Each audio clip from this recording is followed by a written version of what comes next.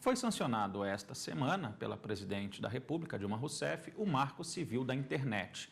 A lei estabelece princípios, garantias, direitos e deveres para internautas e provedores. Em 2006, depois de terminar um relacionamento de quase 4 anos, Rose Leonel teve suas fotos íntimas publicadas na internet por seu ex-namorado. As imagens chegaram a ser divulgadas em sites de prostituição. A jornalista passou a receber centenas de ligações e e-mails de homens em busca de programa. Ela perdeu o emprego, amigos e a guarda do filho, que precisou ir morar no exterior. Tive minha imagem vendida na internet como se eu fosse garota de programa. Então, a minha vida virou de cabeça para baixo. A repercussão foi tanta que Rose procurou um advogado e conseguiu provar o crime.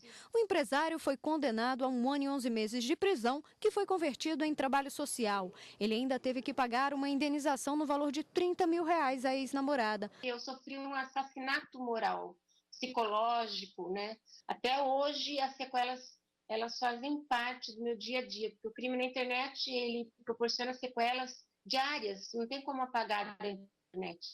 Até a situação ser resolvida e as fotos serem retiradas da internet levou um bom tempo. Mas com o novo Marco Civil, a situação muda, já que divulgações não autorizadas na internet com conteúdo sexual devem ser retiradas de imediato pelo provedor. Eu creio que o Marco Civil é um passo inicial muito importante. E eu creio que daí para frente a gente pode esperar que as coisas melhorem um pouco. Um outro ponto do Marco Civil da Internet é a questão da qualidade da conexão. Nas ruas, muitas pessoas reclamam que quando tentam baixar uma música ou um vídeo, por exemplo, demora muito. Eu estou estudando para concursos. Aí às vezes demora a página abrir, aí eu vou tentar baixar o edital do concurso. Às vezes eu não consigo. Às vezes coisas que ninguém quer entrar é mais rápido, coisas mais importantes, tipo site às vezes para estudar, baixar alguma coisa para os estudos é mais lento do que tipo Facebook, que ninguém usa para estudar, usa mais para conversa. Mas agora, com o novo Marco Civil da Internet, vai ser diferente. Os usuários vão ter garantia da qualidade da conexão. Bom, a gente continua falando mais sobre a aprovação do Marco Civil da Internet. Aqui no estúdio a gente recebe o doutor Eduardo Moretti, que é advogado e especialista em direito digital. Doutor, boa tarde, obrigado pela participação. Bom, o que representa esse marco? Ele é de fato um marco mesmo, né? Vai mudar muita coisa, né? Imagina, o fato social sempre acontece na frente do direito e o direito vem atrás regulamentando. É impossível para o legislador prever uma conduta humana que não existe ainda. Então, o direito sempre corre atrás de um evento que está acontecendo socialmente. Entre o advento da internet no Brasil, que aconteceu na década de 90, e a aprovação desse marco civil, são transcorridos quase 25 anos. Então, efetivamente é um marco. Pela primeira vez a gente está tendo uma regulamentação civil do que deve ser feito, do que pode ser feito a interação entre os internautas, os provedores de acesso de conteúdo. A gente deixar claro, a gente estava até conversando aqui antes de entrar no estúdio, há uma diferença. O marco civil é uma coisa e o marco que vai punir o criminal é outra, né? Não tem nada a ver, por exemplo, com a lei da Carolina Dickmann, que foi aprovada recentemente. Não tem nenhuma relação. Na verdade, o marco civil regulamenta a atividade civil da internet. E as leis penais, como a Carolina Dickmann, como o Estatuto da Criança e Adolescente, tipificam crimes digitais, crimes eletrônicos. E a gente não pode esquecer que o Código Penal, apesar de ser de 1940, todos aqueles crimes previstos lá, quando praticados com auxílio da internet ou não, são tipificados. Então, a gente tem a aplicação de todo o Código Penal de 40 ainda no meio da internet.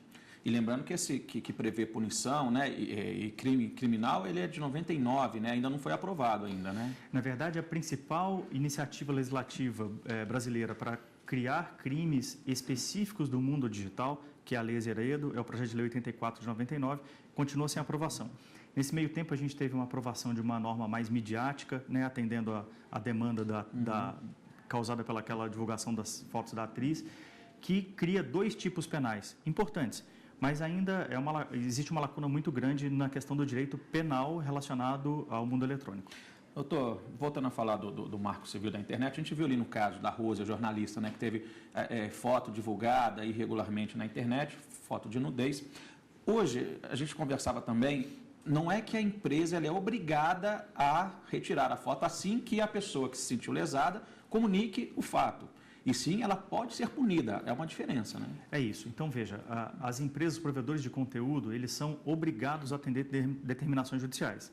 Agora, nas questões envolvendo imagens de sexo, enfim, de nudez, quando elas não são autorizadas pelos participantes, e se esses participantes notificam o provedor de conteúdo, se esse provedor de conteúdo não tirar as fotos do ar, ele pode ser responsabilizado civilmente.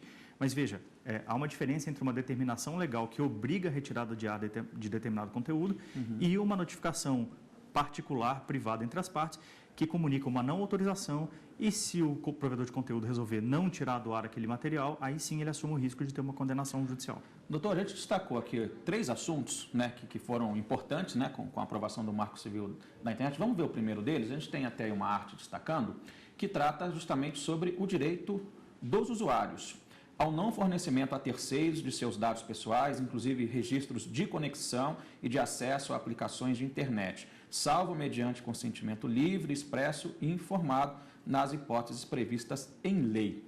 O que isso quer dizer? Ele não pode ter informações divulgadas para outras pessoas, os portais e os provedores não podem divulgar informação nenhuma. Exceto se isso estiver contratado. E a gente tem que observar que, como regra no mundo inteiro e também no Brasil, os contratos de adesão, por exemplo, as redes sociais, já prevêem como cláusula essa possibilidade de divulgação desse conteúdo. Então, objetivando se resguardar já em outros países e também no Brasil, todas as redes sociais têm nos seus contratos essa possibilidade de divulgação. Tá, a gente também tem um outro assunto, talvez esse tenha sido o mais polêmico, vamos dar uma olhada, que trata sobre a neutralidade da rede. Essa palavra neutralidade foi muito falada essa semana, que diz que o responsável pela transmissão, comutação e roteamento tem o dever de tratar de forma isonômica quaisquer pacotes de dados, sem distinção por conteúdo, origem, destino, serviço, terminal ou aplicação. Não pode fatiar a internet, né? Em síntese é isso. São coisas diferentes. Primeiro, os provedores não podem fatiar a internet vendendo um serviço específico. Por exemplo, só para vídeo, só e-mail, só vídeo ou só uma rede social. Isso é um ponto da neutralidade. O outro ponto importante é que os pacotes de dados têm que ter tratamento isonômico. Então, um provedor de acesso não pode diminuir a velocidade de determinado pacote para determinada aplicação ou conteúdo em detrimento de outros. Então, a rede ela tem que ser isonômica e ter um alcance global. Vamos ao último assunto que a gente destacou, doutor, que trata do direito do provedor. Aí, que diz que a conexão de provedor de conexão à internet não será responsabilizado civilmente por danos recorrentes de conteúdo gerado por terceiros. Aí aquela velha história que a gente está acostumado a acompanhar até aqui no Jornal da Justiça, doutor, de que as pessoas postam vídeos, imagens, até comentários na internet e os provedores, as redes sociais principalmente, questionam porque elas não são responsáveis por que terceiros escrevem, né? Existia uma divergência na jurisprudência sobre se os provedores de acesso e conteúdo eram responsáveis ou não.